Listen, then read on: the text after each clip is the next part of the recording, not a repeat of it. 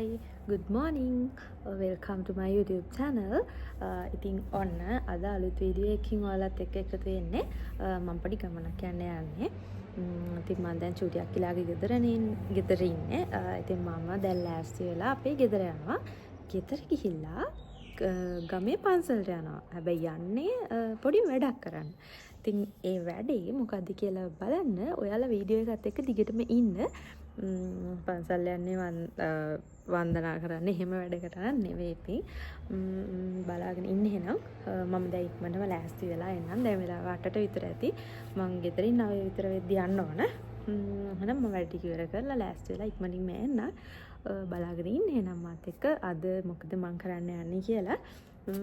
මං ඉතින් හිතුවා මේ ඔයාලවත් එකතු කරගන්නම් කියලා කන්ටිනියු කරයිද කියලා තාම ෂුවර් නෑ.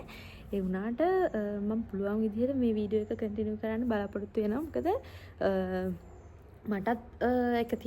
මටත් එක වටිනවනේ වීඩියෝ එකක් කරගෙන තියාගෙන ඉන්න එක. මොකද මම ආස දෙයක්නේ. එහෙනම් බලාගෙන ඉන්න. මම ලෑස්තිලා ඉක්මනට එන්න. බයි බයි.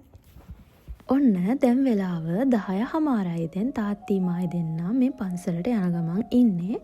මම ගෙදරට ඇවිත් ඇඳුමත් මාරු කරගෙන දැන් මේ තාත්තත් එක්ක යන ගමන් ඉන්නේ. අපේ ගෙදර ළඟ ඉඳලා පන්සලට යන පාරක් තියෙනවා පඩිපෙළක්. ඒක ළඟයි ඉතින් අපේ ගෙදර ළඟ. ඉතින් අපි තාත්ති මායි දෙන්න ඒ පාරෙන් දැන් මේ යන ගමන් ඉන්නේ. දෙපැත්තේ කුඹුරු තියෙනවා. හරි ලස්සනයි ඉතින් පාර දෙපැත්තේ නම්. තව මෙතන තියෙනවා මෙන්න වලට පේනවා ඇති දියැලක් වගේ චූටි දියැලක් වගේ. ඉතින් එතනින් මම එතනින් යද්දිත් වීඩියෝ එකක් කළා. හැබැයි සද්ද නිසා එතන ඇහෙන්නේ. ඉතින් මං හිතුවා වොයිස් කරන්නම් කියලා මේකට. ඉතින් දැන් ඔන්න අපි යන ගමන් ඉන්නේ. මම පොඩි කාලේ ඉඳලා දහම් පාසල් ආවේ එහෙමත් මේ පන්සලට තමයි. හැබැයි මම මෙහි හිටියේ නැති නිසා දැන් අවුරුද්දකින් විතර එන්න බැරි වුණා පන්සලට. අපි ගිහින් බලමු. තව පාරක් තියෙනවා කිව්ව මම ඔය උඩ පැත්තෙන් තමයි මේ පාර වැටෙන්නේ. ඔන්න එහෙනම් තියෙනවා ශ්‍රී සුගතාරාම විහාරස්ථානය අපේ පන්සල. දැන් ඉතින් අපි ඇතුළට යනවා. මුලින්ම අපි බඩු ටික එහෙම තියලා යනවා පන්සලේ හාමුදුරුවෝ ඉන්නවද කියලා බලන්න. මේ ගොඩක් වෙනස්කම් නම් වෙලා තියෙනවා. මොකද මම කලින් ආවට වැඩිය දේවල් ගොඩක් වෙනස් වෙලා. හරි ලස්සනයි. ඉතින් අපේ පැත්ත ලස්සනයි කියලා දන්නවනේ ඔයාලා. දැන් ඉතින් වෙසක් උත්සවය ළඟ නිසා කට්ටිය ගොඩක් වැඩ ඇතුළෙත්. හැබැයි මේ වෙලාවේ පන්සලට එන එක මට හිතුණා හරි හොඳයි කියලා. මොකද මේ වෙලාවට පන්සලට කට්ටිය එන්නේ නැහැ නේ. දැන් හවස් වෙලාවට උදේ වෙලාවටනේ පන්සල් වල කට්ටිය ඉන්නේ. මේ වගේ වෙලාවකෙදී හොඳට මේ හිතේ හැටියට දැන් මම ආව වැඩේට නම් ඇත්තටම හොඳයි මේ විදිහ වෙලාව. ඉතින් මොකද මේ කට්ටිය අඩුයි, සෙනග කවුරුත් නැහැ. හරි සැහැල්ලුවෙන් වැඩ ටික කරන්න පුළුවන්. ඔන්න මේ තියෙන්නේ අපේ විහාරයේ. මේක ගොඩක් පරණ පන්සලක් ළමයි. හැබැයි බලන්න චිත්‍ර හැම මාරම ලස්සනට තාම අලුත් පෙනුමට තියෙනවා. මම දන්න තරමින් මේ බුදු පිළිම නම් පේන්ට් කරනවා. හැබැයි චිත්‍ර බලන්න ඒවත් අද ඇඳ වගේ හරිම ලස්සනට අලුත් පෙනුමට තියෙනවා. ඉතින් මම පොඩ්ඩක් වන්දනා කරලා ගියා අපේ වැඩේ පටන් ගන්න.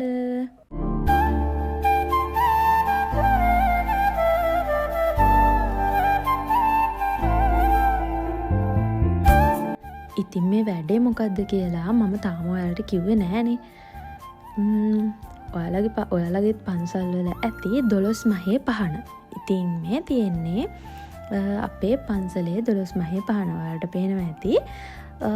ඉතින් මේක හැදුවේ පන්සලට හදලා පූජා කරේ අපේ ලොකු අක්කීගේ හස්බන්ඩ්. ඉතින් එයාත් දැන් අවුරුදු 3කට විතර කලින් අපෙන් වෙන් වුණා.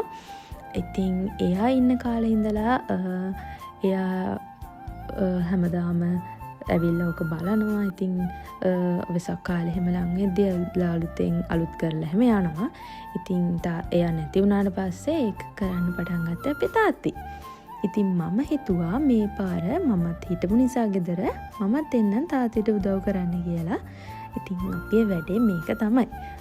බලාගෙන ඉන්නකෝ මොකද අපි කරන්න කියලා.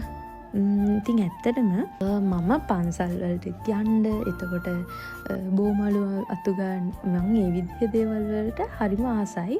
මොකද මට හිතේ මොන හරි ප්‍රශ්නයක් තියෙනවා නම් එහෙම දෙයක් තියෙනවා නම් ඇත්තටම මේ මට ඒ විදිහට බෝධියකට ගිහිල්ලා ලස්සන කරලා ඒක මාරම හිතට සැහැල්ලුවක් දෙනවා. ඉතින් යුනාට මේක නම් මට හිම ප්‍රශ්නයක් තිබිලාව ගමන නෙවේ. ඉතින් මං ආසාාවෙන් ඒ නිසා මේ දේවල් වලට එනවා.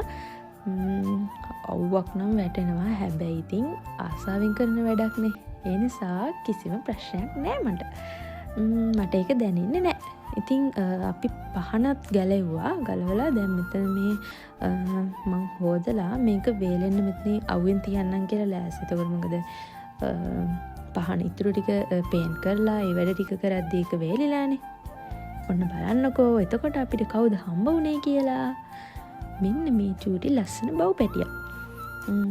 ඔන්න යගේ අම්මා තව මං එයා ළඟට ගියාට පස්සේ මේ ඉතින් මං එයාලත් එක්ක ඉන්නවා දැකලා පන්සලේ පොඩි සාදු කෙනෙක් තව බලු පැටියෙක් ගෙනත් දුන්නා. ඉතින් මං ඒ දෙන්නත් එක්ක චුට්ටක් සෙල්ලම් කර කර හිටියා. මහන්සියෙන් හිටියෙත් මම පොඩ්ඩක් ඒ දෙන්නත් එක්ක සෙල්ලම් කර කර ඉඳලා ආයෙම ගියා. මොකද තව වැඩ තියෙනවානේ ගොඩක්. මං ඉතින් මේ දෙන්නත් එක්ක ඉඳලා ඉක්මනින්ම ගියා ආයෙත්. එතකොට යාත්තියේ තාත්ති ඔන්න වැඩ ටික බාගට කරනවා. ඊට පස්සේ අපි අධ්‍ය අරගෙන ගියපු පේන්ට් එක දැන් තාත්ති මට හදලා දුන්නා ගන්න කියලා පුළුවන් විදිහට. මේක සම්පූර්ණයෙන්ම ගෑවේ මම මේ ඉතින් ෂේප් එකේ පුළුවන් විදිහට ලස්සන කරා. බලාගෙන ඉන්න. මේක ඉතින් මේ ඉක්මනින් කරනවා ඔයාලා දැක්කට අපි කොහොම හරි 2:00 විතර වෙනකම්ම මේ වැඩේ කරා. ඉතින් ඔන්න ඔය විදිහට වැඩ ඉවර කරලා තාත්තිට තමයි ඉතුරු වැඩ ගොඩක් තිබ්බේ මෙතනින් පස්සේ. මොකද පාන සෙට් කරන්න ඕනේ ඒ ටික. මම ඉතින් වටපිටාව සුද්ධ කරලා ඊට පස්සේ මං ආසම වැඩේ කරා. මොකද්ද බෝමලුව අතු ගාලා ඊට පස්සේ ඉක්මනට විහාරයකටත් ගිහිල්ලා පුළුවන් විදිහට ඉක්මනට අතු ගෑවා එකත් සුද්ධ කරලා දැම්මා. ඔන්න ඒ වෙද්දී තාත්තිත් අර තිබ්බ වැඩ ටික ඉවර කරලා ආවා. එහෙනම් බලන්නකෝ කොහොමද අන්තිමට අපිට මේක බලා ගන්න පුළුවන් වුණේ කියලා. හරිම සතුටුයි දකිද්දී.